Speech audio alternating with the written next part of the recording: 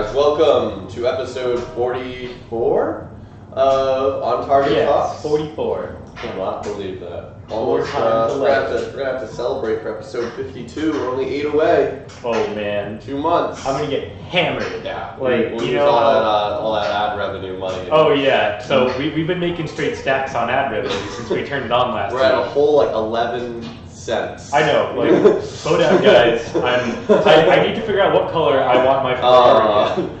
I need to figure out what. That's why we're at 11 cents, James. It's mess ups like that. Oh, okay. Well, what I'm saying is, I think the Ferrari should be blue. I know red is a Ferrari color. I've always liked their blue. I might have to go for that Tesla Roadster. Oh, well, yeah. Have you seen all the memes comparing the Tesla Roadster to like stupid cars like Cummins diesels? Or no, the Ford F-150. It's like breaks down, like they're just ripping on it. There's some fantastic memes. But either way, like I said, welcome to episode 44. We're gonna get drunk. Is the summary of that little start conversation. This week we're gonna be talking a little bit about again more news that's been this last week that you might not think it affects Airsoft, but trust me, it really does. And that's in the whole like net neutrality thing that's popped up over the last about a week or so. Really, it was like right after we finished our last podcast, Wednesday hit. It was like boom. Yeah, it just kind of like crept back out of its cage from 2014. It's like the FCC did a good job of doing that. Yeah. And then once we finish up wraps on that, we're going to talk a little bit more about hit on those Airsoft myths things that we were talking about the other day. Oh yeah. So some more fun details like that. But the whole net neutrality thing's kind of an important one to both us as Extreme and me and James as just people, and it should be to you too. So we're going to start out with that. But first, as per usual, we're going to do our few minutes of announcements and details of upcoming events and so on and so forth. So, most importantly, James still hasn't done his job. It's a process. And done the pre-registration button. But, assuming he does it sometime soon, you should go pre-register for the event on December 17th, which, once again, oh no, there it is. Okay, I was going to say, once again, we didn't put the date on the webpage. It's all good, because if you check the calendar, you have everything. Right, but what if they go to extreme.com/upcoming events? Well, while you're there, it's a good thing that the tabs on the top of the page are static. So no matter what page you're on, those tabs, you always will be able to navigate to the calendar. So you're saying, this looks like fun. But I guess someone didn't put the date. Well, perhaps I should go over to the calendar. And while you're at the calendar, you're going to go, whoa! Because you're going to see all the crazy things that we have going on in the month of December. Starting with not December, the 29th of November. Nerf Night is tomorrow night. Bring your kids, totally lit. It's going to be, we're doing Nerf Night every Wednesday through December, including the 27th, or not including the 27th, but still including the 27th. It's not Nerf Night, it's more so Nerf Morning. We're doing Nerf Gaming during Christmas break from the 26th to the 29th from 9 to noon. We are doing Nerf Gaming, then afterwards will be followed by Airsoft. So that night there will not be Nerf Night, there will be Nerf Morning that night. A few other things coming up, if you're following along on the calendar. It's we're doing Spec Ops Night, which we're going to talk a little bit more on once I get done plugging everything that we do. That's going to be a crazy fun night. There's a ton of interest around it. We're getting some really hard hitters here for our Op 4. I won't be able to play there, but I'm going to be letting out my night vision. I know a lot of the Rycon guys have night vision. And we're going to be doing a couple games where you're fighting against opponents with night vision, but it's not actually as miserable. This is where strategy supersedes just pure pew power. Exactly. It's not as miserable as you would think. It's actually pretty hard to use night vision effectively in that on the field. I would know because I once walked into a lit area where vision, right? Well, yes, but over the summer I did the training camps.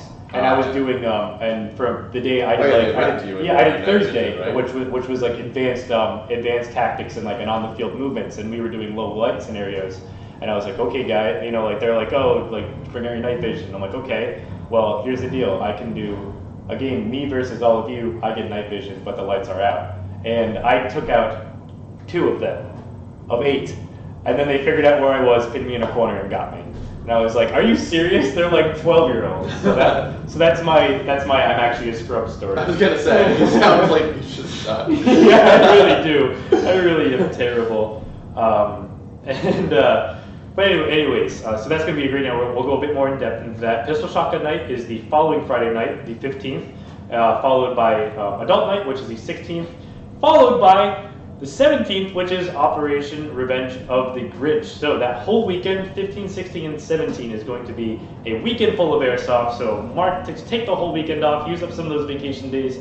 If you work on weekends, come on down. It's going to be an excellent time. The few other notes is Christmas Eve, we are open 11 to 3 for last minute shopping. There will be no gaming Christmas Eve. And of course, Christmas Day, we are closed. You know, my favorite thing is I just realized Christmas Day is a Monday. So we don't even get an extra day off because we're already closed Mondays.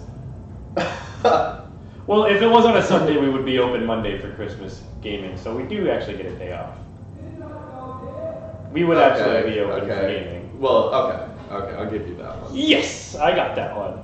And also, most importantly of all, if you guys like to play the video games, including games like AAA titles like War Thunder and neither of those are AAA titles. They're not AAA titles. No, what do you think a AAA title means? I don't know. I thought it was the popular game, so I just said it. Such an idiot. I just said it. AAA title. You can say whatever you want on the internet. People will believe you. AAA title. AAA title means it comes from a major publisher like EA or Activision or Bungie, and AAA means it's like the amount of development time and money. No, they're both indie games. Really? I thought PUBG was a first-person shooter of that genre. What do you think indie game means? I always thought it was like those weird kind of oh my gosh, games. Indie means independent. Oh! Oh, I thought it always.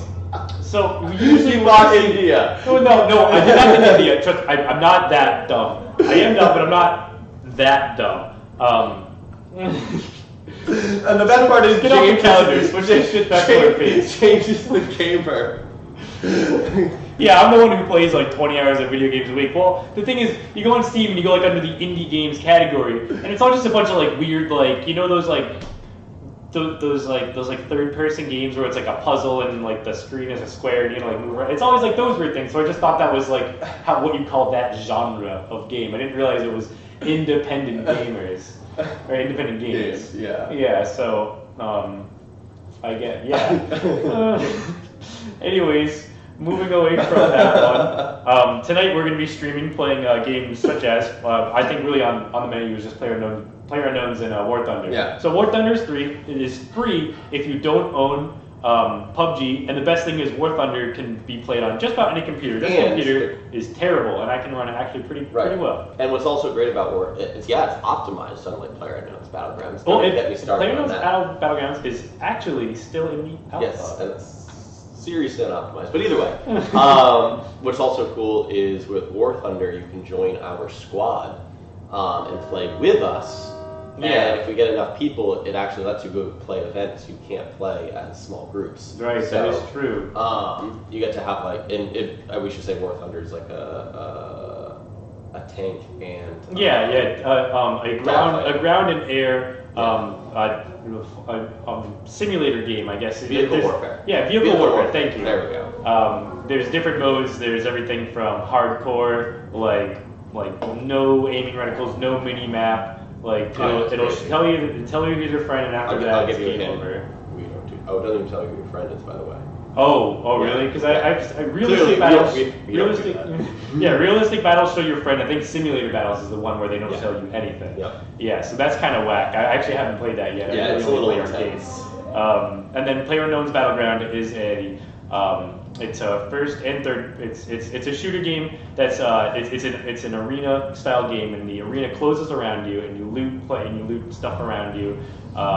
You get weapons, and then you work as a squad, a two-man team or a single player, and you're playing against about 100 people, divided into those groups that I just mentioned, depending on the game that you're playing. And it slowly closes in, and you eliminate targets, and then the last person alive or team alive is the winner chicken dinner. Yep. Yes. Either way, we'll be streaming that tonight. So if you want to join in, we'll be starting a fresh stream after this one to do that. Are we going to be streaming to Facebook or YouTube? Just YouTube, I think. Okay. This will be just on YouTube. Facebook, that's probably not really worth it. Okay.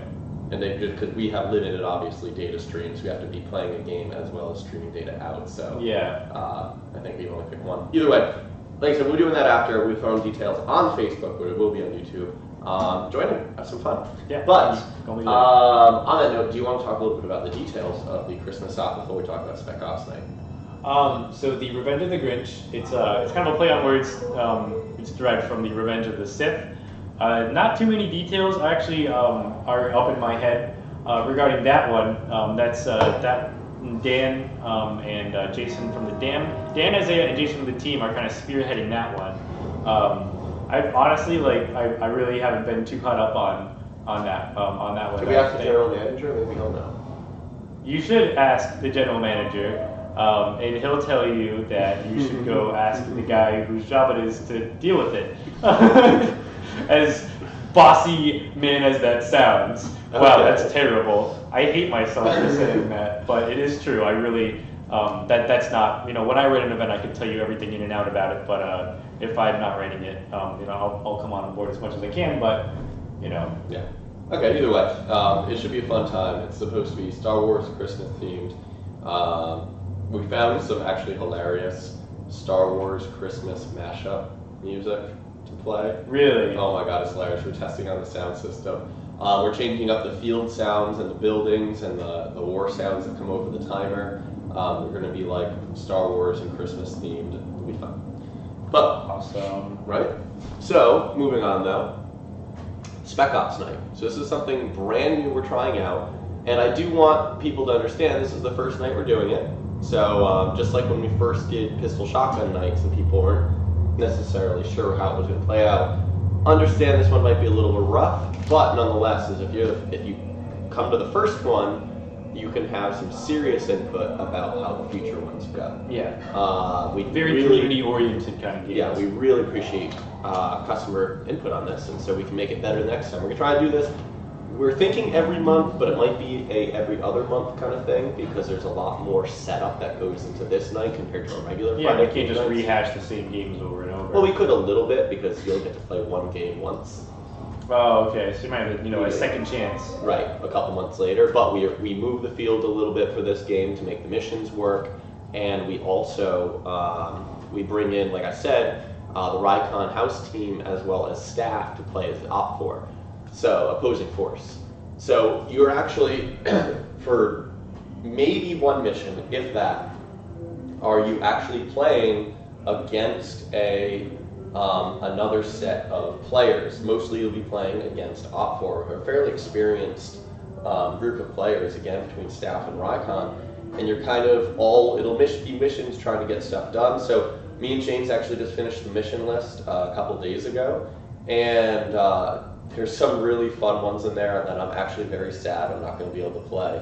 So one of them, what? Nothing. No. What are you reading? What you just said. Like, it is sad. But either way, so I I know your distracted face. Oh yeah, I am distracted, and see, it's just. My computer doesn't like doing many things at once, but it can handle War Thunder. It's crazy. i5, cough, cough. Yeah, 5th gen. I think it's a 6th gen i5. It's pretty late. Yeah, 2nd gen i7. Either way, so I'll give you guys, actually, if you're watching the stream, you'll get a preview of probably, I'll do two. Talk about these two missions, because they're probably my two favorites, and they should be incredible. So one mission I really want to have everyone have the opportunity to play is it's going to simulate the raid on Osama bin Laden's compound.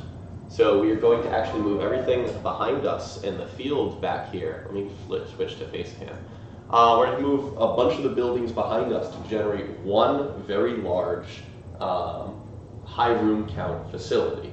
So rather than having spaces between all the rooms, they're all going to be interconnected and placed near each other. It's going to be one big just maze of rooms. Exactly. And you're going to there's going to be somebody playing Osama bin Laden as well as 4 or 5, an unknown number of terrorists in the room, and you have to clear the facility. And you will be going in as a 6-man squad with medic rules only. and you'll have to clear the facility, find Osama bin Laden, and take the data off the servers and take Osama bin Laden's body out with you in less than 10 minutes. There are some twists that come with the game, but those I'm keeping obviously close to the chest until day of. As you should. Yeah, so it's going to be incredible. This is not going to be your regular day of Airsoft. And you'll probably play a little bit less. So the way the gaming's going to run this night, we've kind of hashed this out. You have your 10-minute regular reload time, just like we do during regular gaming. Then you'll have a 10-minute briefing phase, at which point I'll tell you what your mission is and what your constraints are. And then, so I'll take about 3 minutes to talk to you about, and you'll have the remaining time in that 10 minutes to ask me questions and to brief amongst yourselves how you are going to accomplish this mission. Then you will enter the field and you'll have a 10-minute action phase in which you have 10 minutes to accomplish your goal. Possibly some missions are longer, some are shorter. And then you'll come off the field, accomplished or not, and we'll keep track of like scores throughout the day and stuff like that. Again, a lot of this style is taken from Cobalt's Copper Green. We're not copying him. I'm like giving him full credit here, as we had such an incredible time that we thought, how can we revamp this format to work for indoor gaming? If anything, it's a compliment to him. Yeah, no, exactly.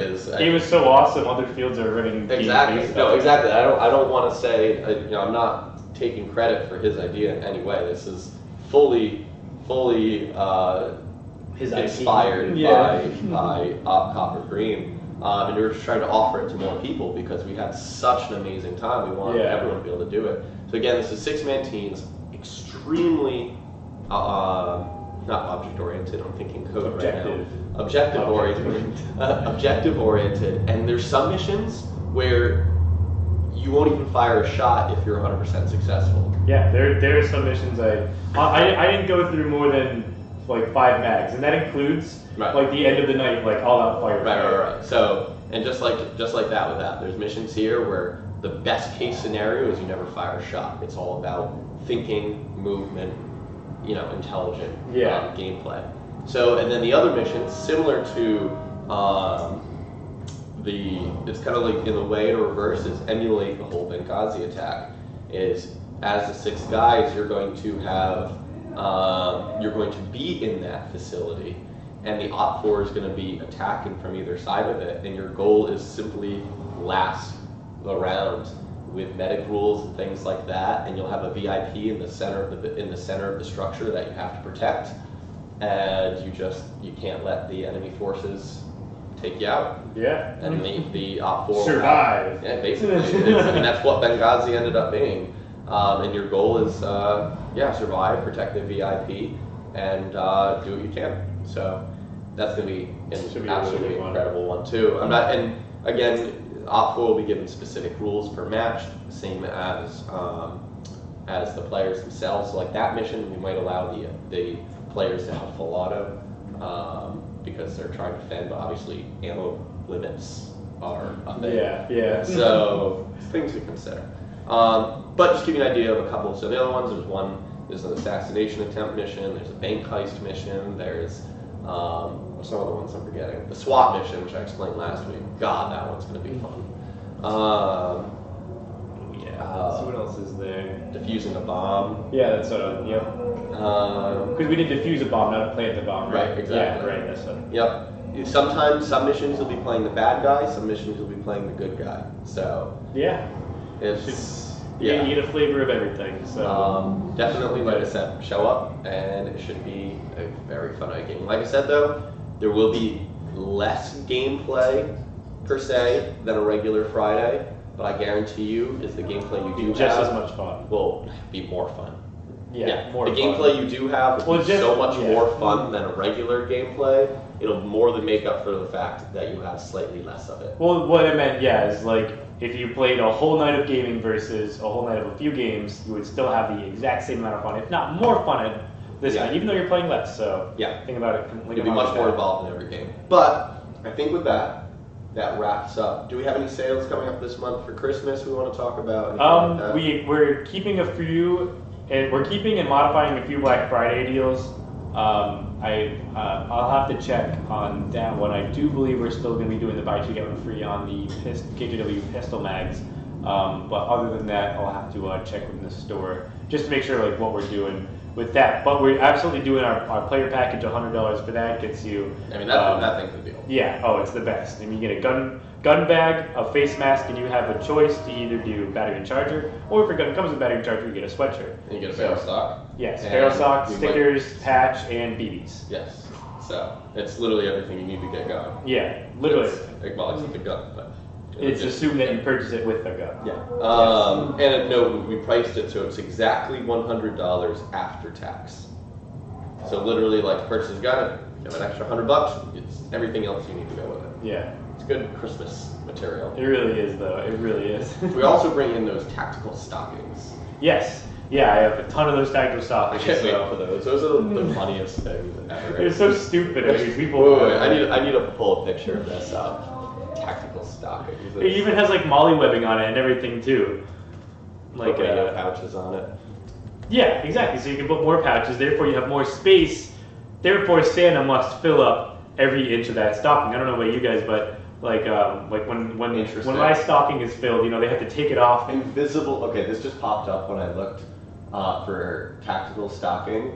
Invisible Man kit for $17,000. This doesn't look very visible. What is that? What is that bottle of spray in the rear? I'm gonna go ahead and say this is the reason, and I think this like kills your set. So those are PBS 7s. Those are probably like $3,000. Okay, what about the flashlight? Flashlight. And the monocle, and the other one. The binocular. Okay, yeah. So like all the night vision there is probably like 10 if it's all brand new. And then there's another one down here. That just looks like a night scope. I don't know. Some of this stuff can be expensive, but I think the cross draw vest. It's kind of silly. Yeah, I really don't understand that. The mismatching camo. This popped up. Oh look, there's another one and another. Those aren't night vision, but I know. Well, I'm just saying another thing. Yeah. What's it? This is hilarious. Jeez, I can't believe that someone's actually selling that. Invisible Man versus. Wait, what does it say? Invisible Man versus Invisible Man. All Invisible Men cannot be caught unaware. Find their heat signature with the ATN Odin. Oh, it's thermal. Okay. Okay, then yeah, 17,000. Yeah, that makes sense. That's probably actually a good deal. Yeah, a monocular that size that's thermal is definitely going to be upwards of like $8,000. Those are crazy, just for one eye to get like a good thermal. Okay, so this is completely unrelated to the topic. Yeah, it's completely unrelated. But it popped up, and I just had to know. Wait, do they have the weapon accessories? Weapon accessories? Thermal imager, here we go. ETN. Oh, that's only 4,800. But it's also only 320 pixels. Either way, whatever. Yeah. So, tactical stockings. Yes. Oh, I didn't have that on the screen. Whoops. Sorry, guys. Oh, geez, we're just sitting here just like... Oh, geez, Rick. Geez, Rick. We're going to be losing viewers, man. So yeah, this is the Invisible Man kit that we were just laughing about. It's fantastic. Alright, but either way, tactical stockings. Yes. I mean, like, I don't know about you, but I just want it to be filled with ammo and guns. Like, just throw real firearms in there for Christmas. And Safety is your primary concern here. Yes, absolutely. You know, like your dog gets into it in the morning. Personally, I think I should on the grass case. Did I do a tan? I think you got, yeah, you went with tan, and I got the green. Or you went with black, I don't know, I got the green though. Okay. It's sweet. So those are gonna be like $15. They're awesome. We're gonna have plenty of those in stock. But okay, yeah. So nothing else for Christmas that's worth mentioning before we move on to today's. Nothing right now that I can at least think of. I mean, we're always bringing in crazy stuff. If you see something that's not on the walls, in a few days, I can guarantee it'll be back on the walls. We're keeping a strong inventory of everything you could possibly want for Christmas. Nice. So it's gonna be pretty good. Anything worth mentioning coming in? I know we placed some orders the other day. Let me see. NC Star? Yes, I mean, yeah, I do NC have Star. a lot of... Anything really cool from NC Star? Anything really cool? I mean, I got like your basic scopes and red dot reflex stuff. I also got a laser tack order. Yes, yeah, we're red. Yeah, we're gonna be testing out a bunch of different rentals, so that should be good. Yeah. And yeah, but nothing I can really think of. Okay, off the either top of my way, head. we'll move on to I topic. mean, then. there's a large order. So, speaking of all this on the internet, actually, it flows pretty nicely into today's topic, which is, or the main topic today at least, which is the whole issue of net neutrality. So, I'll give a brief synopsis and my understanding of it, but honestly, if you want to know more about this isn't meant to be like an informational video. It's kind of more of an opinion piece. And it's like so one-sided that we don't have to really censor ourselves with our opinions. Like, we talk about gun control and these really controversial things, and as a business, we kind of have to bring it back. But this directly affects us. Yeah. So we're just going balls to the wall. So basically, is a couple years ago, the FCC ruled there was a bill passed that listed the internet as a utility, similar to phone lines, water, and electrical. And as such, that gives the government power to regulate it and control it to a certain point. Now, this is used in ways to make sure that all domains are treated fairly and businesses can actually, like, new players can come into the market. Because that's what happened with Bell Telephone. It's AT&T and Verizon, I believe it was, actually used to be the same company, Bell Telephone. And as an antitrust thing, is the government forced them to split into two competing companies. I think they split into T-Mobile, AT&T, or it was Sprint or T-Mobile, AT&T, and Verizon. Really? So I didn't realize that. Oh yeah, that's the whole antitrust thing. If you're too big of a company, the government will make you divide yourselves. Okay. Into competitors. So that's what you were talking about with Amazon earlier today, then, right? Yeah, You're talking about how Amazon's huge. They have they basically own the planes. If Amazon probably won't buy UPS and FedEx because that would create an antitrust issue. They're smarter than that. They'd probably just buy one and try to put the other out of business. But then they become the other one. As long as you don't put FedEx completely out of business, like say they bought UPS and kind of just made them like you go UPS, not FedEx, which kind of is already the case. Yeah. Then they're not a monopoly. Like there are other options. And antitrust stuff gets complicated, and that's really not what the conversation's about right now. I'm interested. Either way is, so the government ruled, and that gives the government power to regulate, which, if you can guess, this current administration isn't the biggest fan of government regulating businesses. Yes. This isn't a bash or an upvote for the current government. We are leaving that as a different discussion. But that is the fact of the matter is current government doesn't like the idea of government meddling with companies. Yeah. Good or bad, that's their current opinion. And so the FCC has decided to, or the head of the FCC, whose name eludes me at the moment, it's like Ajit Payat. Yeah, it's he has Ajit Pai. AJIT space PAI. Ajit Pai.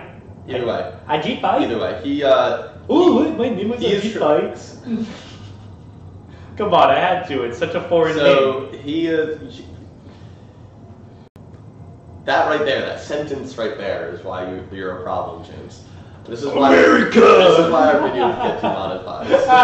This is why we're only making 11 cents. Hey, it's more than the 0.008 cents we had made the other day. So point being is, our last video got demonetized. Remember that? It's our last stream.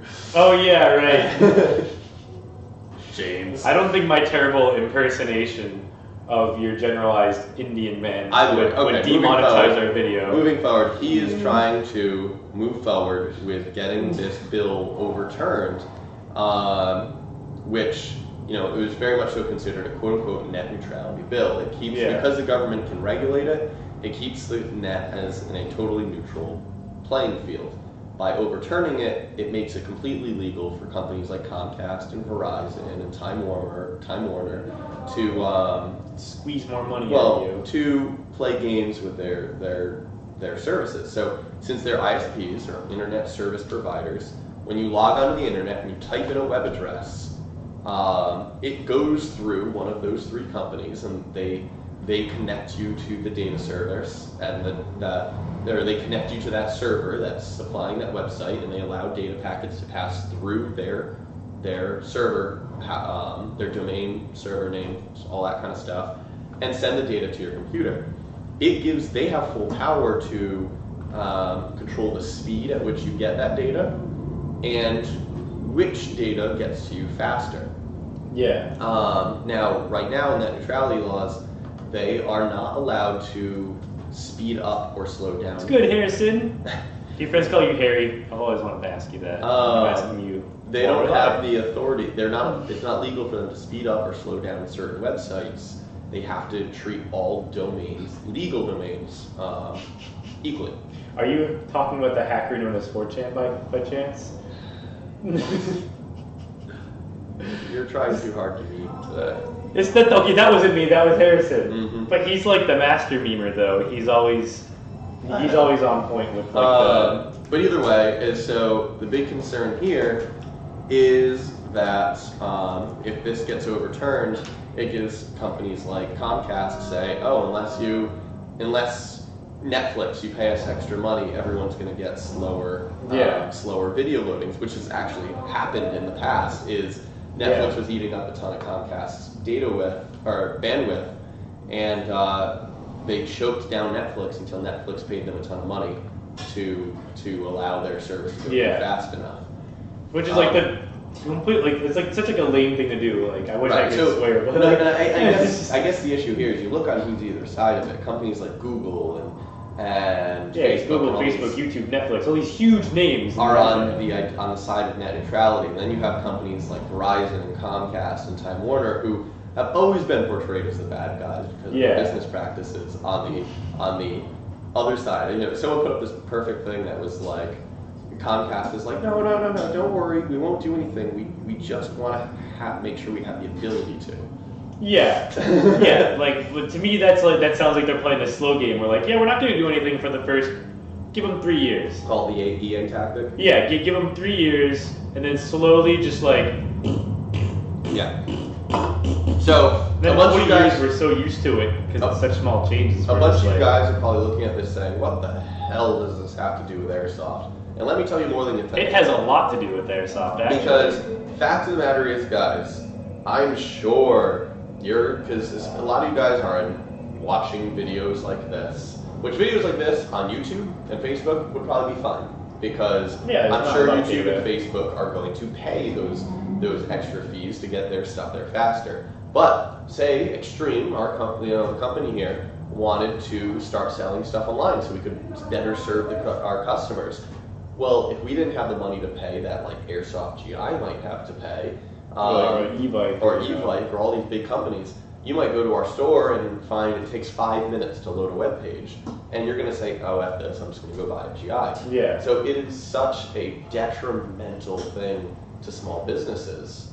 Like, we can't compete with like the bigger guys. It's going to destroy the idea of new online stores. Yeah, it really is. I feel like it's just going to become like the select few, like the guys who can dish out the guys who are already there.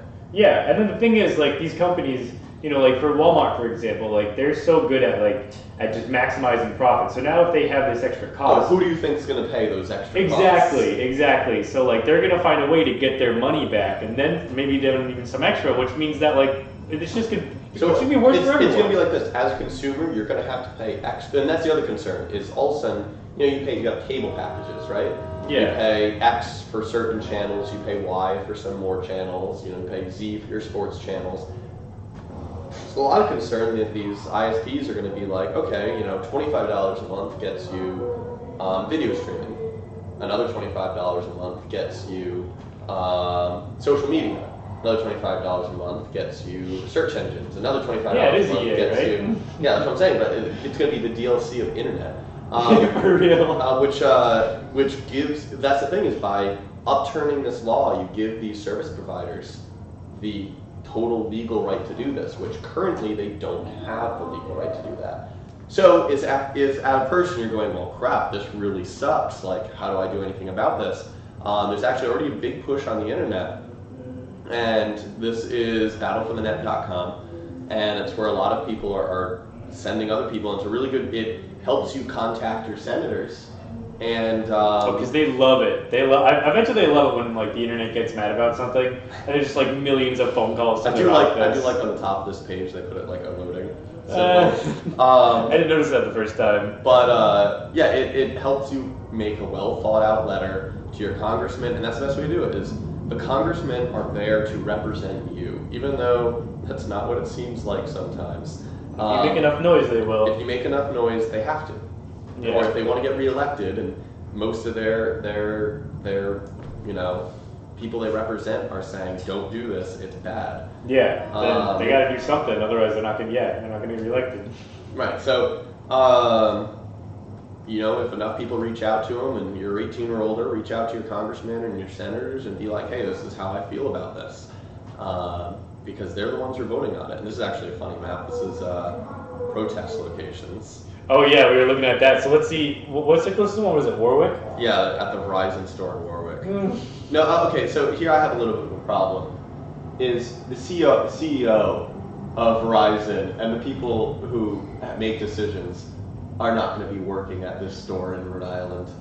Yeah, it's just going to be some. That'd be like that'd be like anti-gun people protesting at Extreme, and we'd be like, "What do you want us to do?" Yeah, what? So to be fair here, I might not completely agree with the idea of protests like this, but the best way to do it is talk to your congressmen and senators, and if you just call their number, someone will answer and take down your opinion, and they genuinely write it down, and they'll be like, "Hey, look, 96% of the state doesn't like this." Bet you the secretary's like, "Can you please just agree with them so I stop getting these phone calls?" Right? They're probably going crazy. I don't know what the turnaround for a job for that is like. Probably getting No? Because those are the kind of people that if they think that if they follow it, a lot of times those kind of people follow the congressman or like through their political career. Like that's the kind of thing like, a person that say was with Obama when he was senator probably could now have a place in the White House when he was president, and that's pretty common. Okay. It's the long game. It's the long con for that one. Yeah, right. But what was I going to say? So, just things to keep in mind, people. But it's some very stuff. Real stuff. Yeah. Like, it's the internet, so you can't and just we already touch it or see it, but it is very real. And if you're a person who's dealt with small businesses, especially on Facebook, it'd be just like trying to advertise on Facebook. You can't do it. It used to be Facebook treated everyone equally, fan pages as well as people. Well, now for our posts only get shown to 5% of the people that are our fans on Facebook, unless we pay Facebook a bunch of money, and then even then, they're only willing to show it if it's something they like, aka Southern California style advertisements. Therefore, anything that has anything to do with a gun, they won't show to any of our audience, which has basically turned Facebook into one of our main advertising hubs, into just a place we post stuff, and we've had to go to our website. But now if our website becomes the same situation where we can't advertise because we don't have the most advertiser-friendly... We're going to send letters in the mail like we're in the Stone Ages over here. I know, because we don't have the most advertiser-friendly content. These ISPs may be like, no, we don't want to promote gun stuff. Too bad, your website can go into the abyss. Yeah. And take 7 minutes to load. And so every time. And they would have total authority to do that if this law changes. Yeah. Which is, it's a direct direct insult and also threat to small businesses everywhere, including your favorite airsoft shops. Yeah. It's going to be rough. So when are they voting on that? When is... I think it's supposed to be this week. To be honest, I'm not sure. It's probably one of those things that keeps getting pushed. And so it's... Yeah, I've seen that they keep changing it around, and they're like, getting all weird with it. But okay, so because I do that, it's kind of my job on this podcast. I have to play devil's advocate now. Okay. So there are some key points for those arguing for these net neutrality laws to be removed. Now, one of the arguments out there I think is absurd, which is that these net neutrality laws, because of the regulation, stems innovation. And I completely disagree with that one. Because, and here's perfect proof. Time Warner has had the ability to offer gigabit internet for years and years and years. Was it Verizon that was No. given? Oh. Let me finish the story. Okay. Well, Time Warner had the ability to offer gigabit internet for years and years and years, but they said, no one actually wants that. We have no reason to offer it. And then Google came along with a service known as, Switch it back to ours, as Google Fiber. Yeah, I can do that. I was never trying to put it down when we stay on a static web page like that. Yeah, either way. Let's see if the Google Fiber site is still up. Yeah, was Google Fiber like killed off? Like, Yeah, they closed. They sold off their shares and they stopped growing it. So that's so sad. But like I said, so because they got their goal. Google's goal was to push companies to offer gigabit internet. So, if you don't know, Google Fiber started in, I believe, Kansas. I believe it was like Topeka, Kansas. Or some like random ass town. And it was right in the center of the U.S. And they offered gigabit speed internets for, I guess actually they still grow it a little bit, for cheaper speeds for cheaper costs and at gigabit speeds, faster and cheaper than what Time Warner could do. Well, then within a couple years, Time Warner rolled out a whole gigabit internet. I love how Google is just like, don't make me do it. Well, don't make me do it. The result is after that, God, I hate that all Google web pages are white because the TV just like radiates like an alien.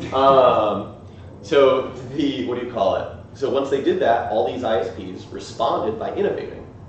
And if net neutrality laws weren't in place and these ISPs could just shut out calls from Google Fiber, they would kill any kind of business starting up. And that's where like regulation or like the fact that it wasn't legal for them to do stuff like that kind of helped spur innovation. So again, this is where I think regulation does not. But that is one argument that I think is invalid, but they have plenty that are valid, which is Netflix is honestly a big issue. Netflix streams like 4K data to millions of homes, and that puts a huge, like 9 p.m. comes along, and all of a sudden it's like Netflix just caps the bandwidth on all of these ISPs like Comcast. Yeah. And Comcast's argument here is we can't possibly offer quality content to everybody unless we add more lines, which costs us more money. Well, no, the idea is should we charge all customers a bunch more money, or should we charge the source of this taxing, which is Netflix? Should we charge Netflix the money it will take to put out more lines to be able to support them? Now, under net neutrality laws, they can't go to Netflix and say, you need to give us more money because you're using more data. Now, without the regulation, they can say that. So, like, there's a fair argument in the other direction. Yeah, I see that. I see how that could be valid. It's just, I don't know. You should just try to expand it. Why are they talking about just expanding it as they are? Like, these telecom companies make absurd amount of money. It's also very expensive. Think about it. In the middle of a hurricane, your phone goes out, and it gets repaired before the hurricane's over. Yeah. Think about how many crews that takes, the amount you have to pay people to go out in a hurricane to fix telephone poles. Like, running an ISP is not cheap. Yeah, they price gouge, it's bad, but think about how impressive it is that how quickly they restore power and phone lines during that's incredible storms. I'll give you that. That is true. I don't know. So I know it's a tricky situation. It is it's complex. It is, and this is not a black and white situation in my opinion. Now, I fully support net neutrality. I think it's the best way forward. I can understand the other arguments. I just don't agree with them. Yeah, and I think the rest of the internet, at least on the customer end, would agree with it as well. But I may have mentioned earlier, but I'm curious to see who will outbid each other, like for lobbying, when it comes to like Netflix, Facebook, and all those guys versus. To be fair, Comcast, Verizon, Time Warner, they're a lot older than all these companies. It's like the kids playing with the adults right now. Yeah, that is Facebook's very true. a very new company. Google is a but Facebook's like huge. You think Comcast is small? You think Time Warner is small? Yeah, I mean obviously they're not. Let's play a quick game. Oh, this is the game. I don't like these games. This is the game where Des proves me wrong. This is the game on where on live television. This is genuinely the game where I'm genuinely curious. So, Time Warner Cable. Actually, let's say Time Warner. Value. Yeah, like company net worth or something. Yeah, that's probably.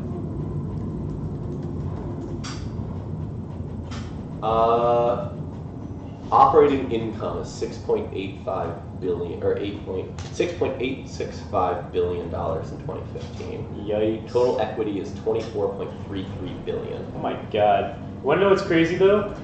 Is that Bill Gates is worth double that. Let's see. That's like a company that controls like a chunk of the United States, internet service. Oh yeah. One man is worth double that company. Just buy it. It's literally insane. Like when you think about that, and that just kind of hit me. So I'm kind of having like a whoa, dude moment. So then we look at like Facebook. Facebook. Wow. Well, only one. Oh, could one day be worth $1 trillion? Okay, could one day. What's it worth right Facebook now? and Amazon hit 500 billion milestone. But is that each or together? Even still, 250 billion. Google's great. No, they're worth a lot. But like I'm saying, is these other companies are huge and have a lot of. Actually, no, it's not. And the overhead for these companies can't be nearly as much. Like you're saying, it costs a lot to pay these guys to go out. And it also costs a lot to run the biggest websites in the world. Yeah, with servers worldwide. Alphabet, which is Google's current, worth $551 billion.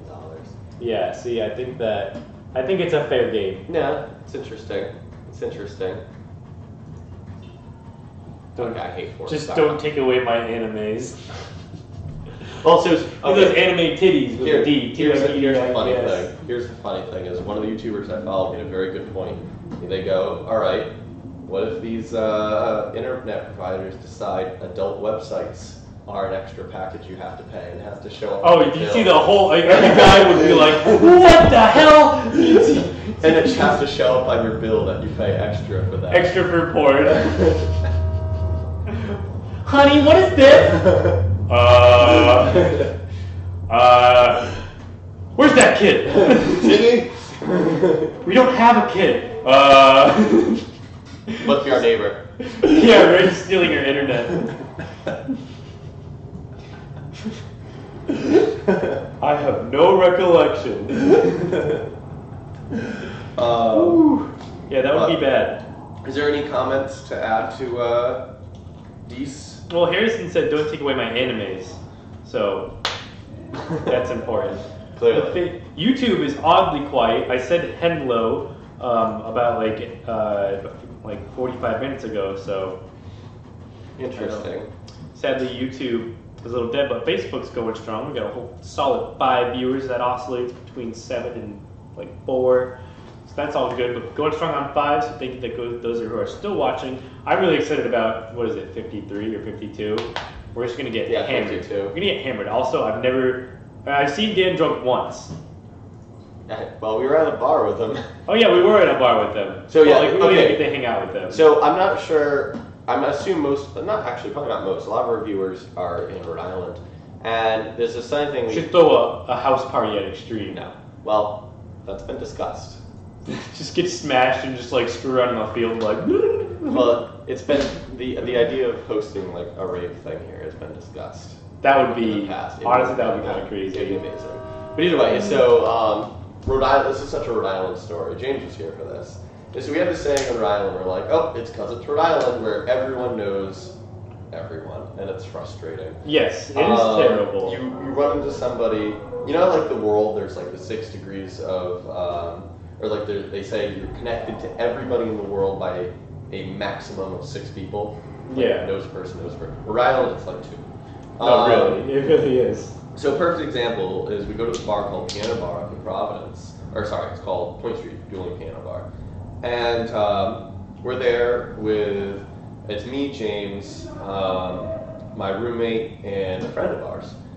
And we're hanging out, and we're getting a drink, and we look across the bar, and Dan Chuckles, as you guys might know him, Oh, it was crazy. It's No, on the other side of the bar. It wasn't just that. I was going up to get a drink, and at the corner of my eye, on the opposite side of the square bar, I just see this guy, and he's sitting there like real weird up on the counter, and he's just like stroking his beard like real weird. And I catch it outside of my eye. I see it. I'm like, oh, that's weird. And then like I kind of like focus in, and it's just Dan, just sitting there, or Chuckles, and he's just like. I'm pretty sure I gave the bar staff like a heart attack. I was so James screams in the middle of the bar. Everyone stops what they're doing. I had a few drinks. I'm like, no way! And then everyone stops. They're like, what's going on? No, I was so quite fired up. But what's great is, so we go over to Dan, we chat with him for a few minutes. I was like, oh, come sit with us once you get your drink. Yeah. So I go sit down with our friends again, and I'm telling one of my friends, I was like, oh yeah, we just ran into our coworker at the bar. And I go to point to him, and she turns, and she looks, she goes, you know Chuckles? I was like, Rhode Island. God damn it. Like when we went up to Providence at Malted Barley, you said, I guarantee I always see some. Yeah, right. I always see someone I know, and we're leaving. And literally, I'm leaving, and I'm going, it's weird. And this is the first time I've come to this bar, and I didn't see somebody I know here. And then like a minute out the bar, my friend Dave comes running out the bar, and he's like, Dad's right up a sack. I'm like... Turns out he'd been there for a few hours, just like us. Like, oh, there we go. That's too funny. So yeah, come drink with us in Rhode Island. And rave and play to video be games determined. with us tonight. Yes, exactly. Play video games with us tonight. We should definitely get alcohol and just be like, and just get dressed to play video games. Actually, playing video games drunk is a ton of fun. I agree. I'm not sure certain parties would be the biggest fan of us drinking in the store. Yeah, we are doing this whole operation in the store. Right. Yeah. So our background might be the gun wall. Yeah. Guns and alcohol. It's the American way. Just need to make some. No, remember last time we played some bacon and anime. Last time we played video games and had drinks, I was so into it. I had like a sip of my drink, and like an hour later, I'm like, oh yeah. Yeah. When you came over to my house, I had like 3 or 4, and you like got halfway through your one, and I'm just like, I'm killing it over here, and you're like, yes. You see the target that's about 3 kilometers to our right. War Thunder is my game, right? It is, man. It is a lot of fun when you actually can coordinate with people. But either way, I think it's about time we move on to our next topic, which is continuing discussion about airsoft myths. Airsoft myths, yes. So, I think the one we said we were going to talk about next was the whole polymer fiber bodies versus plastic bodies, like nylon fiber versus metal bodies. Okay.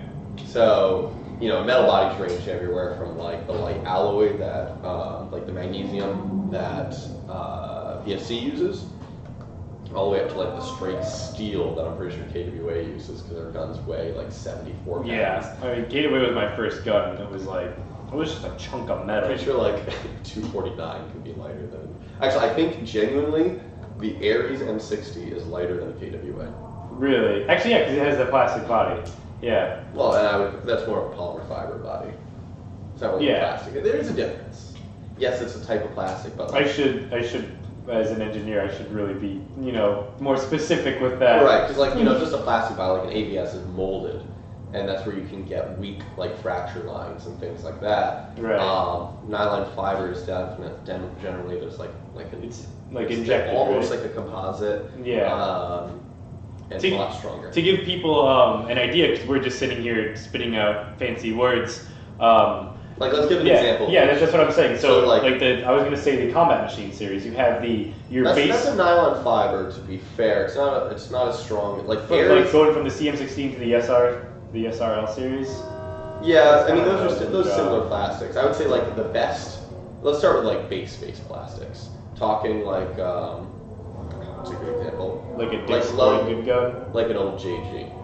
Oh, yeah. Like a plastic like you could JG. do this and it would break in half. Right. So it would snap. So that's where there's a whole range here. Like base model JG with its plastic ABS body, shiny, squeaky, TM would be another good example. Yeah, Old yeah. TM. New TM's a little different. But Yeah, old TM. like the very brittle kind of plastic. Exactly. Like it gets a little cold out, and you bump it, and you're like, your gun just turns to dust in your Shatters. hand. Yeah. And then up from that to nylon fiber, and that's you have like the Valken battle machines, you have the Combat machines, Elite Force CQBs.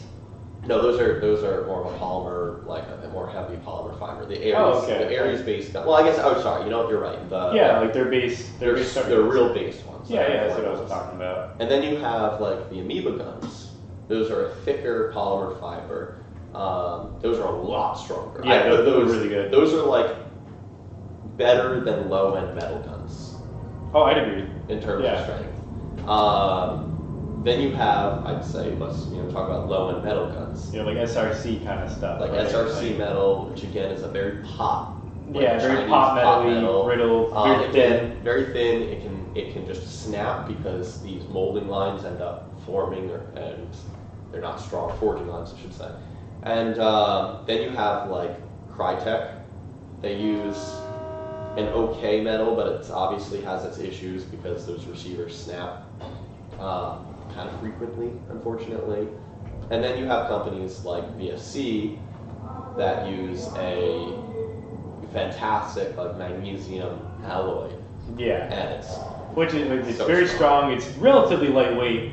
I mean, super lightweight. Yeah. You get magnesium wheels for cars when you want a lightweight wheel. Yeah, but then you get like a 416 with like all the metal on the rail system. The rail systems are aluminum. Yeah. Oh, okay, right. The bodies are magnesium. The rail systems are aluminum. I knew that. And there's so much metal on a 416 rail. Harrison says, "Hi, Jet." So, what's good, Jet? Nice to see you tuning in. Yeah, that's weird. I don't think I'm friends with him on Facebook, so it wouldn't tell me if he's watching. Right. I don't think I have his personal channel, but awesome. Thanks for listening. Thanks for watching. Right. But so I think our experiences with guns in the past would be a perfect example. I mean, personally, I used to have an old JG. What do you call those? The S systems. I have access to the Rockwell 30T hardness scale. I should take all these different receivers and then put them in and test the hardness. Right, but I mean, you can still. Because I could have a diamond gun and still have it be fragile. Yeah. You need the what do you call it? The Instron. Yeah, the Instron. I do have access to that too. Yeah, so do I. Hit up Dave and be like, yo. I'm gonna do an experiment for Airsoft. Yeah, I'm just gonna bring in these very metal receivers and just mess with them. Just for totally schools love that. Yeah. It would be great. Either way, point being is again, a lot of P customers come in and they look at like the Aries guns and the what do you call it? What does Elite Force call them? They still call them Amoebas? Yeah. Well, I mean, it's still the Amoeba line. Just Elite Force now sells. Okay. Well, sometimes Elite Force renames stuff. Yes. What they have not. What they rename the Force CRS is a renamed. What was it? We looked it up, like the VR16. So I think. So the VR16 is actually on the Avalons too. Like that's printed on their body. So. Right. No. But it was. I mean, that might just be VFC's new manufacturing process. Yeah, something like that. You can find what basically are 4 CRSs on like Jag and Red Wolf. Yeah. And they have different names. So sometimes Elite Force renames stuff, which I'm totally okay with. It makes it more easy to understand the product line. It's not than just a bunch of numbers. It's like a McLaren, worse is like Intel. You know what has the worst naming system in the world? Is Intel. I guess that's true. Sandy Lake, Coffee Lake. Well, no. I have a 7936 Intel chip. Oh, yeah. very random. 7. Yeah, right? Throw a K at the end of it, which means unlocked. Yes. It means you pay extra to be able to have full access. Yes. It's like the EA. It's a good okay, EA. We're not going down this route. I'm just going to bash on EA as much as humanly possible. But then my point is I would take. Getting back to what I was saying is a lot of customers come and they see the Amoeba line and they're like, oh, it's a plastic body. Like, what do you have for metal body guns? And of course, we'll show them the Avalons because the Avalons are incredible guns. Yeah. But if it's between a polymer fiber body, what do you call it, Amoeba gun, and a metal body SRC. Absolutely. Completely ignoring the internals. Yeah. Just the body. I take the Amoeba body every single day of the week, no questions asked. Because the plastic polymers have the advantage that, like I said, a lot of times you bump a metal receiver, and you can bend them a little bit, or you guys get just a straight fracture across the whole receiver. Whereas a plastic body you might see like a white line where you stressed it a little bit, but the gun will still work. It doesn't just break in half. And Harrison said, or his opinion is that plastic has come a long way in general in the airsoft world, and it really has. The last 5 years, it's gone from never ever buy a plastic gun to I would totally buy a plastic gun. I think the first more higher quality gun. Speaking of Harrison, think of the Evo. That thing is absolutely rock solid. That's right. That's a plastic gun. Yeah, it has a metal upper receiver, but like the lower. Yeah, the lower in the grip. Yeah, that's that is a very good point. Actually, maybe Harrison, you can fill us in. Is the lower on the Evo a composite or a polymer lower? I would love an answer. We're waiting on the answer. I'm genuinely not sure. It's been a while since I've held an Evo. Usually I can tell when I'm holding it, but I've forgotten at this point. Yeah. I know some companies do composite lowers, but that's a lot harder. Yeah, or you can just get a Sistema with an 80% lower. Yeah, just drop that. Just throw it off buildings, because that's something you do in Airsoft a lot, right? More out of frustration. No. You get twigs. Yes. I still can't, honestly, I need to make up a patch. But the thing is, it's only a joke between the extreme staff, is that the only way to fix my Sistema in a firefight is literally by stuffing twigs in the pistol grip. I'll get you for Christmas. I'll get you a twig pouch. Yes. It'll have various twigs. Yeah, it goes on cream stuff. I'll print you twigs. Oh my god. I was thinking a twig patch, but a printed twig. They didn't have different sizes for different issues. All the branches that come off of it would be very The Sistema twig. Oh my god. But but going back to the whole plastics thing, I think the first gun was either the Amoeba or the G&G guns, the SR series, that had first held a more higher quality plastic. The G&G guns, I can't tell if they're metal or plastic. Yeah, that's how good the plastic is. Sometimes I'll forget, or a customer will bring me a gun, and G&G has the same shape, but they do it in metal and in that polymer. Right? It's the polymer, right? Yeah. Yeah, and literally I'll have to when they're not looking, scratch the receiver to tell if it's plastic or metal. Well, more so to see what happens if if I scratch it, or if it just it gives you that plasticky thing. I'm like, is this? Right. Look at the manual for wear. I'm like, is this metal? It's so funny. It's really easy to get tricked with that stuff. It is. It's crazy. You can really tell how good the quality's come lately. And it's funny. Back in my day, before you started playing, there was a time in which you had what was called plastic receiver or metal receiver style. So you know how a lot of these guns slide off the gearbox like that? Yeah. That was plastic body type. Oh, I didn't realize there was a... Or maybe that was the metal body type. That may have been metal body type. Yeah, that was metal body type, and plastic body type folded from the front and had the split hop-ups like KWA. I might have those mixed up. It's been a little while. Back when KWA used to make plastic guns, no. Way back. Did they made plastic? I mean, they did, but they came out with metal first. They were their first guns were metal body guns. I think they used a plastic type thing. Let's see. Probably not. Come on, just don't choke. Don't choke.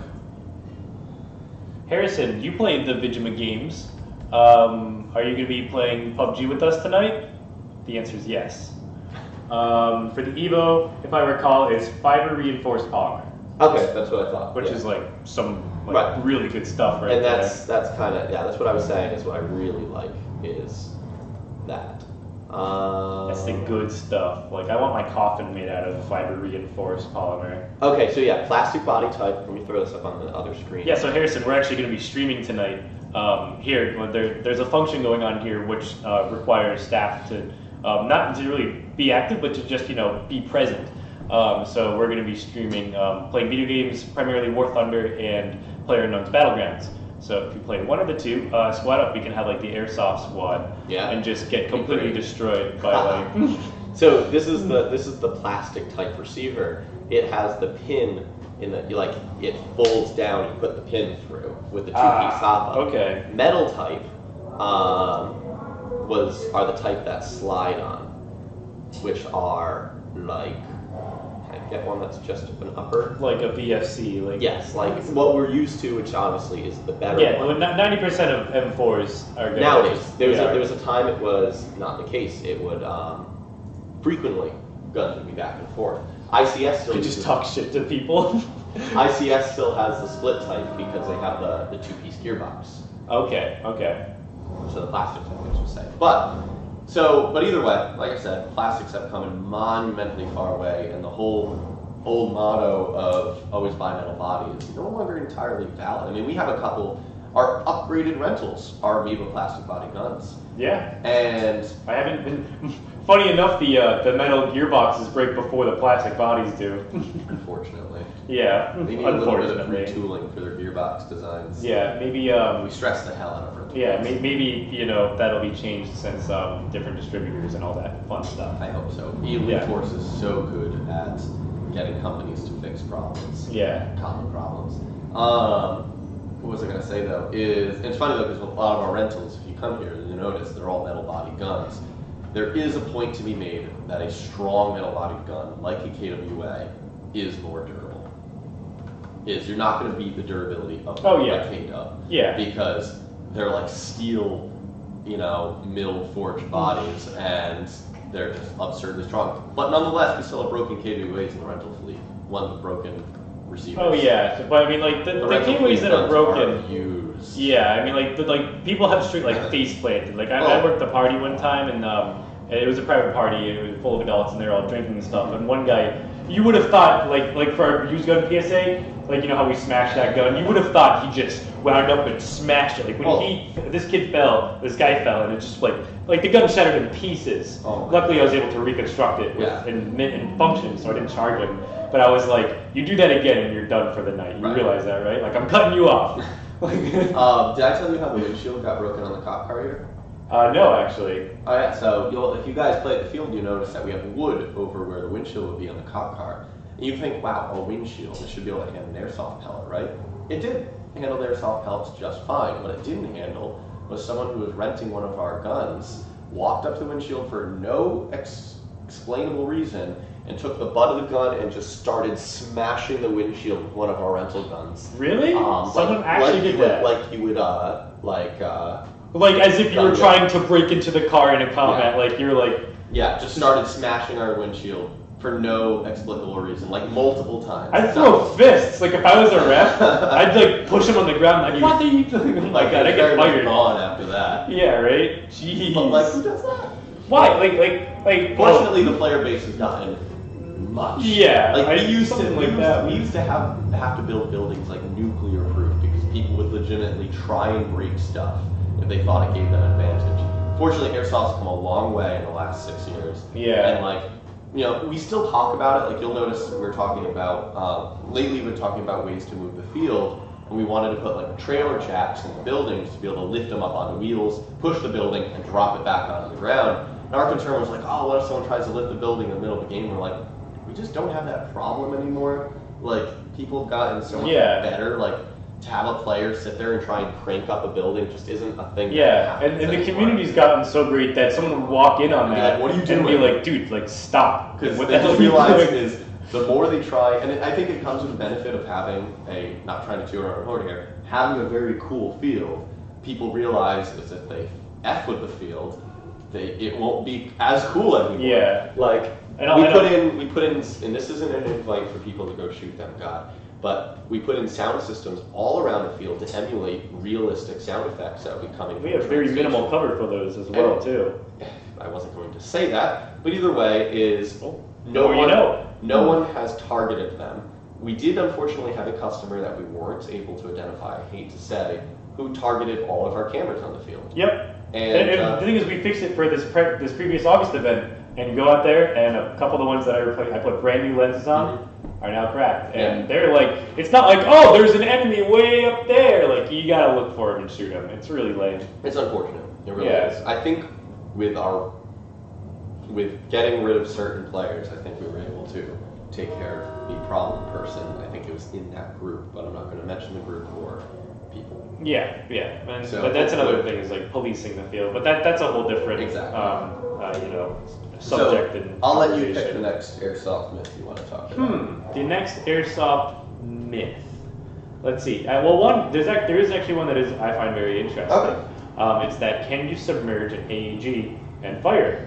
There are a few Okay, exceptions to this. That's a bit of Systemas- a different take on this, but okay, I'm interested. I've actually watched a few videos on this, and it depends a lot on how the guns are. Straight now. Yeah, MOSFET guns straight up no, but micro switch, like the very basic micro switch and shuttle-based triggers, Highly ill-advised, but theoretically it would work. it does work. Yes, I mean you don't like it is terrible for your Do you gun. mean shoot it underwater or No. submerge it? And Submerge it, like leave it in there like for 10 minutes. I've seen tons of videos on this. They take it out and it shoots like crap, but it does cycle and it does propel BBs down the barrel.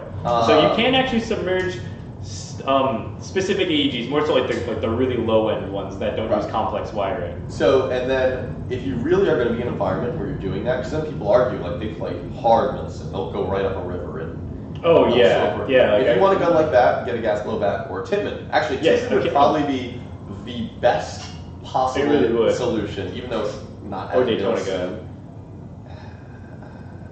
I'd say Tippmann. Assuming it's working. That's kind of my point. Let's put a lot of stress on something that is under already high stress situation. Yeah. A Tippmann is like a Tippmann 98 custom. Like they can shoot through anything. Yeah. If you want a gun the gas blowbacks have their own complexities. Honestly, Tippmanns are so reliable that if you want a gun you can beat the hell out of like that and still have it work, Tippmann's probably the best bet. Yeah. Like Polar Stars, other systems They all like use that, FCUs you can't that do. would die. Yeah, they would be very, very dead. But there's a little fun fact. Not a lot of people know of that. Select AEGs, gas blowbacks, and mechanical-based HPA guns. That one would. You know, it's a be fun obvious, story. Do you but- know what one of the big special things about the 416, the real 416 by HK, has? Well, it's because it's a piston-driven system, and Nothing to do with it. well, because on a it's a piston-driven system, and with a gas. Actually, no, yeah. I'm sorry. I apologize. I believe it's either at the end or the front of the barrel. They have little ports that there can you go. drain the fluid out of the barrel, so that because we went with a gas-driven system, when you come out of the water, normally special forces would have to like drain their barrel, but with 416 you can come straight up. Yep, exactly. Yes. Because what would happen is if you have water in the barrel and you go to shoot a bullet, is water does not compress and it blows up the back of the front of your receiver. Oh yeah, all that. All that energy Yeah. has nowhere to go. Fluid out. statics, bro. But Learned about that earlier this semester. So yeah, the 416. That's the whole point. Is you can submerge it, pull it up, and shoot. Have no problem. Yeah, so that is actually really. It's cool. actually funny. It's more dangerous to shoot a gun, to take a gun right out of the water and shoot it, than it is to just shoot it underwater. Yeah. Because when you shoot it underwater, you have equal pressure all around the gun, and it's like shooting it in air. You take a gun out of the water and shoot it right away, you have higher pressure in the barrel than you have outside the barrel, and that's how you cause damage. Yeah. Yeah, I mean, this is me just nerding out. I mean, you ever see like shooting like an AK underwater and looking at the shockwave from the bullet path and how it expands then compresses due to like the pressure impulse. Like it gets so intense, but then the pressure surrounding it from the water pushes it back in. But then it. That's how a torpedo works. Oh really? So torpedoes don't actually hit ships. They explode right under. Right, so they create that pocket, and it pushes the ship up, and then there's just a gaping hole, and ships aren't strong enough to be lifted. And as if you're gonna hold it just like this. And it along literally just right goes. here. A single torpedo can like take out an aircraft carrier, Yeah, that's crazy. and like some have dozens and dozens of them. Yeah. But actually, for submarines are so strong that you could string a submarine end on end, and it would be okay. The submarines are double hulled. So for submarines, they actually still target the submarine old school style. Huh, that's gotta be hard. Yeah, Like, to a point. And yeah. it's still a giant metal cylinder underwater. Yeah, I guess so. But yeah, so another myth that we've just proved is that submarines can be held up by their very ends and boats cannot. Very interesting. Sure, we proved that. I We guess. proved that through years of scientific research, Oh, yeah. documentation, and experimentation. Yeah.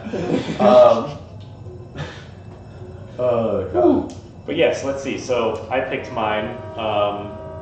Let's see. Present another one while I think of it. Pellet quality versus weight. Pellet quality versus weight. That's actually a really good one. This one, I'm very knowledgeable about, so I want you to go talk first, and I'll fill in the gaps. See, you're just destined to make me look stupid, aren't you? No, that's not what I'm going for at all. This is. I say what I think is right, then you're like, actually, here's the correct No. That's not what I'm going to do here. Just. But it is what's going to happen. Let's be real. But I'm right. I've told you a right lot here. about this, but pellet quality has been my go-to knowledge base since I started Airsoft, 8 years ago. Yeah. So, but like I said, I'm still going to let you give your thoughts of quality versus weight. So quality versus weight. This is I'll try to spit out as much as I know regarding this. So I do believe, if memory serves me correctly, you can fact check me on this one. The .28 is the most dense you can make a white BB without 2.8 to 3. Okay, without there being any air pockets in them. And so I guess I'll talk first on that is air pockets. You have density because it has to be the same shape no matter what, 6 millimeters. So different plastics. Yeah. Or you have to make it a lighter mold of that plastic. Exactly, to adjust the weight and stuff and all that fun stuff. So you have like a lighter BB, therefore you need either a lighter plastic, which has its own issues with the strength of the plastic and how it would fly through like the surface quality of the plastic, but as well as the air pockets that are created within them, and like that can become an issue. Like .12s that's why you see them shatter. Huge air pocket. Yeah, that's why you see them shatter so much, Right. because there's if you look nothing at the air inside pocket, them. it's not a perfectly spherical air pocket. Yeah, they're scattered all over. Well, generally one big air pocket on a 12. With the clear pellets, you can tell this is why 12 shoots so shitty. Is the air pocket isn't centered, and so the pellet, I know what this does. It spins. Yeah. With 2s and 2.5s, it's less so an issue. The air pockets are much, much smaller. That's why I love the 2.8s. Yeah, they're 2.8s, right on that sweet spot. 2.8s is my go-to for regular play, like rifleman play. Yeah, I put 2.8s in my Polar Star, my Sistema, my Daytonas. I love the 2.8s. I'd say, and my favorites have got to be probably the PSBPs by G&G. Really? Probably those are Not the Super Grey Masters? Well, it's, that's like saying, I love a Titan XP in my computer, but I buy a 1080 Ti. Yeah. Because the Super Grandmasters are the best pellet on the market, hands down, no question. But it's a nickel every time you pull the trigger. Right. Literally a nickel. Literally. That's it's insane. $25 for 500. That's like getting close to 9 mil. I think. But that's good for multis. Yeah. Because where every shot matters. Yeah. But in terms of a rifleman, I'd love to be able to fire SGMs all day, but it's not practical. Yeah. Whereas a bag of 0.2 or 0.3 PSBPs, gray 0.3 PSBPs are what are they, like $20, if not less? Yeah, like 18, something like that. Yeah, they're very reasonably priced. And then you get above that .3 range, and then they need to make them heavier by putting like iron and other mixing in metals. Well, mixing in other types of higher density plastics that generally aren't white, and that's actually where it gets to. It's ASG, right? Those. Yeah, and that's why you don't see a lot of black, high weight BBs. But up until recently, you see a lot of black. Yeah, that's what I'm going to say. That's why you see a lot of them, but why you don't see a lot of white up until recently. And it's funny because a lot of times the white pellets would suck. The heavyweight white pellets were not good. And I'll admit, when ASG came out with their .4s, I was like, all right, this is another company releasing. Yeah, I think they're either .4s or .43s. Either way. But even still, I put them in my Wolverine. Well, that's what I was going to say. I totally expected them to suck. And I put them head to head with my SGMs, and they fired just as good. And now I tell everybody, if you're going to go for a heavyweight pellet, I'm not just saying this because you're watching, Harrison. This is like genuinely. James knows I don't BS here. Like you literally just said I heard ASG .4 BBs are kick ass. Genuinely. Like James knows here, I know almost every pellet on the market because I've tried them all. The ASG .4s are what I run in my DMR builds now. Oh yeah, like when I built that bolt, I put that aftermarket hop up in there, and I turned it all the way off. And I was under hopping with these, which was a little annoying. I'm like, all right, great, I either need to modify this or use lightweight BBs. But even still, it was getting to the point where I literally had to adjust for elevation by pointing up my rifle pulling the trigger, and you would just see these things beautifully arced. Just to be clear, did you turn your hop up all the way on and you were under hopping, or did you turn it all the way off? I'm sorry. So yeah, it was as intent as. You let it all hop up all the way on. Yes, as intense as I could make the hop up, and still the BBs had a downward curve to them. So I had to aim up to shoot it, but they would just sail. I mean, I was knocking. Like I know everyone boasts, 300, 320 foot shots. I mean, I was truthfully knocking some insane shots. That's where you bought what brand was the hop up you bought? It was Angel Custom. It's the one that you can adjust left and right wind elevation on it. If you bought the PDI parts for it, they specifically make longer hop up arms. So you can put higher hop up levels for heavier weight pellets. I think what the issue you never is. Told me that. I would have just sent you the link. Oh, okay. I think what the issue is that the way it's designed is that there's it's left and right, and it's held together by what is essentially an elastic rubber band, like an O-ring. And I always thought that maybe if you put a more it's increase the tension, it wouldn't under hop it as much because you have to remember PDI is a Japanese company, so they build all their parts for guns that shoot 280 to 330 FPS and use lighter pellets. So they sell separately. They call them their heavyweight arms, and they're literally just longer hop-up arms. I could probably find them real quick actually. But either way is like I said. But returning back to the whole original discussion, heavyweight versus accuracy, is when I started Airsoft, the only heavyweight pellets out there that were even worth looking at were the Mac Bulls. Yeah. And me and my friend Adam Bowen, we both agreed they just weren't good. They were heavy, but they were incredibly inaccurate. And we both used 0.29 gram pellets with our 450 FPS guns, which was quote unquote ill-advised, but that's how we got the most accuracy. And SGMs are, like I said, the top tier in terms of quality. They were higher precision weight by a scale of 10. They're 10 times more precise in mass and about 5 times more precise in diameter. Okay. And that just made and that means the variation between them was minimal. And it made every single shot unbelievably more consistent. And so even if your gun shot a little bit left because of the wind or something like that, it would hit the same place the next shot. So it was easy to, even if you missed your first shot, you could very easily adjust and fire again. I'm just linking my Steam account to anyone watching. I'm using my personal account though. Fair enough. And so that's a perfect example of where weight isn't necessarily going to get you better. I know a lot of guys, and it's also don't use too heavy of a weight for your gun.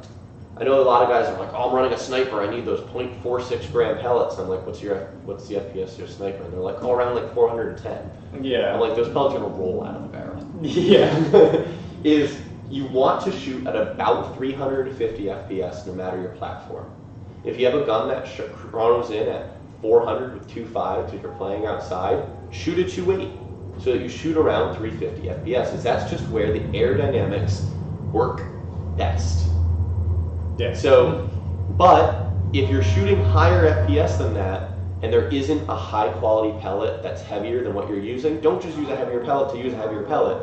Shoot 350 FPS with the highest quality pellet you can find. It's about a balance, and I've tried probably 30 different brands and types and weights of pellets. I've tried KWA versus KSC. There is a difference. KSC pellets are good. KWA pellets suck. Really? Yeah. I will say Elite Force and Falcon pellets, basically the same. They're both overpolished. They come from the same company? They basically come from the same company. Neither will admit that, but yeah. They're both overpolished, meaning if you put in regular pellets and then you put in an Elite Force pellet, you'll have to significantly turn your hop up, which it's not a bad thing to have high polish. But they're both heavily polished. I find the ASG pellets are not quite as polished, but their consistency in weight and diameter seems to be a little bit better. G&G pellets, again, are incredibly consistent, very well polished. I put them in for your 0.25 to 0.3 gram pellets. I get those PSVP pellets any day of the week. Yep. I could tell you about every pellet brand on the market almost. I haven't tried the HPA pellets yet. I've heard they're okay. Yeah, when they first were released, they didn't have too great of a reputation behind them, but they since a lot of people actually rave about them. Good. In the HPA community.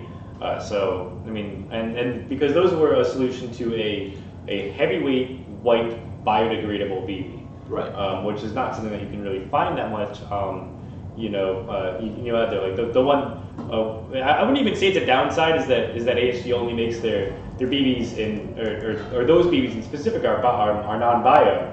But really, when you're shooting that little, like as a DMR, like honestly, most event runners, even if they're like super strict about it, you can be like, I have 500 BBs here. I'm probably gonna shoot I'm probably gonna shoot like 200.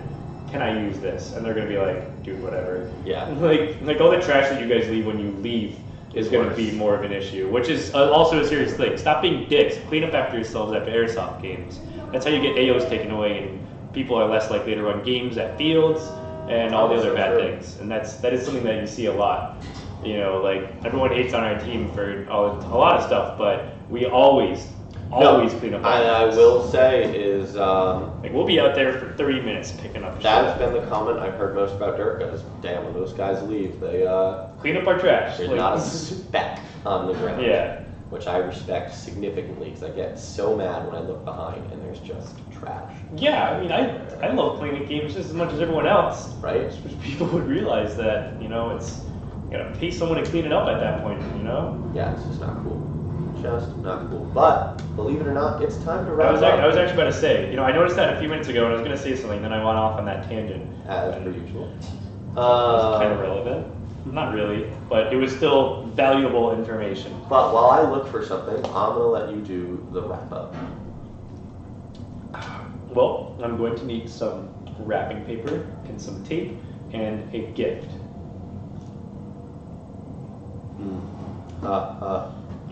Yeah, that was bad. I'm sorry. I wonder if the views will go to negative views after that one. I'm really sorry. We'll retract their views. Yeah.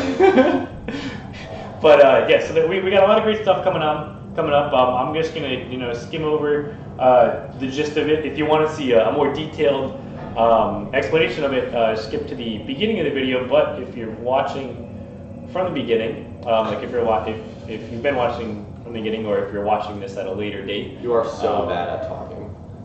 Well, I don't do it a lot. I do it like this. Like the podcast is the most talking that I do in the entire week. Like if you were to look at like a bar graph of the words said by James, Monday through Sunday, you would definitely see that I use the most amount of words.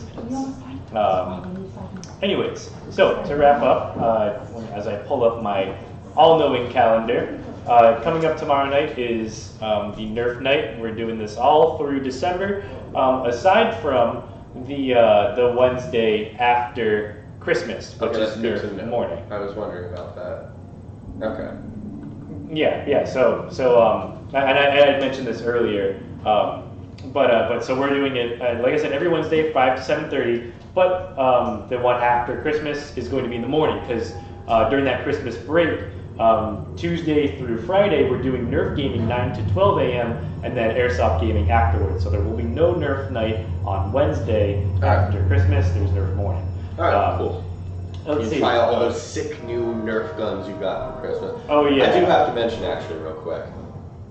Having refed the last few Nerf nights, I cannot believe the Nerf guns are coming out with lately. Oh my god, they're insane! They're so cool. Remember the shotgun I blasted you with? Yeah. And the bow and arrow one time. I love ripping on kids when they come in because they this is the coolest thing for them. Right. To them, they're literally going into space. This one kid came up, he's like, I have 6 guns! I only was able to bring 3 because that's as many as I could carry! And I'm like, geez, dude, what are you, preparing for a Korean invasion? Well, my favorite what's going was on? the last Nerf. Oh god, there was a Nerf party a couple weeks ago, and they wanted to play a round against me at the end. And I was like, all right, how about this? Y'all go hide, and I'll be I guess it was that game where so I was like, y'all go hide, and when I shoot you, you have to go get a gun and help me find the other people that are hiding. Yeah. So I hear them saying, they're like, all right, we'll just all hide together. He only has 6 shots. You got the shotgun one time. As I'm grabbing the shotgun. So I come around a corner and all 6 of them are there, and I'm just like, doosh, doosh, doosh, doosh, and they're like, ah! It's like school lockdown drills. I'm sorry, but that had to be said. I always had an issue with no, that. it didn't. We're talking about Nerf and little kids having fun. I've always had an issue with that. And you're like, let's talk about school shootings. There's someone with a gun. Let's all bunch up in a corner in a room. The idea is just because you're an idiot. I know what the reason for it is. The doors are Because you're very an idiot. resistant. They have the wire grate across the windows for a reason, so you can't punch your way through one of those windows. And you hide in the corner that you can't see from the door for a reason. You know, I'm just Sorry, I'm logic. I'm going to drop it. I mean, you can see also Sandy Hook, where that really didn't work out. But I have my opinions, and they are not appropriate anymore. So moving on, Friday the 8th is going to be Spec Ops night. It's going to be a ton of fun. Like I said earlier, switch to the beginning of the podcast where we actually go over a few missions. Yep. It's going to be a really fun night, open to all ages. Expect to think, and expect to not this is definitely shoot. more for the more Milsim crowd, more experienced crowd. It's going to be open to everyone, but it's definitely designed for a very intense, high strategy level of gaming. So Yeah. Expect less shooting, but more fun. Yes. As well as the following weekend is going to be Pistol Shotgun Night, which is on the 15th. Actually, it's going to be a whole weekend of fun, followed by Adult Night, followed by our Christmas event, Operation Revenge of the Grinch. A few other notes. On Christmas Eve, Sunday, we are open 11 to 3 for the store. Gaming is not open, so if you are very last minute like me, we will be open to help you out there. But Christmas Day, we are 100% closed. Spend time with your family, enjoy the day for what it is. And if you don't celebrate Christmas, then just enjoy the day off. Yeah. You know, just spend it with friends, do something fun. But other than that, that's all I have for upcoming events. And I think we're getting kicked out of this room in a minute anyway. So we'll see you later. See you later. Stay tuned this Thursday, and hopefully there'll be a review of the new Elite Force Hater. Yes, in about an hour and a half or so, depending on how long it takes for us to get set up. Join us Probably live less than online. an hour and a half, to be honest. Yeah, probably, I just need to plug in everything. Yeah, probably think about an hour. We gotta get dinner though, because I'm starving. Yeah. We're gonna throw an announcement on YouTube and on Facebook. Foosh is here. Wait, really? Foosh? Oh, Yeah, word. it just says What's up? Foosh joined. I'm a little kind of sad that we're just ending it. Love But yeah, we'll be. I hope you were there for my kids in the corner comment. Yeah, I'm sure he would like that one. He would get a hoot out of that. So, like I said, check out our Facebook and YouTube in about an hour, and come join us for some gaming. If you don't want to spend the money like me, War Thunder is a great choice because it's free. I literally had to spend $30 and buy You've PUBG. been begging me to play PUBG. I've been begging Des to play PUBG with me for weeks, not months. The game's been out for months. It's been well over a month, to be fair. Yeah. But like I said, with that, hopefully we'll see you guys in about an hour. And if not, we'll see you this weekend. Awesome. See you later. Thanks for See you joining. later. Have a Have a fun nice time night. as always. And tune in next week. Bye. Bye.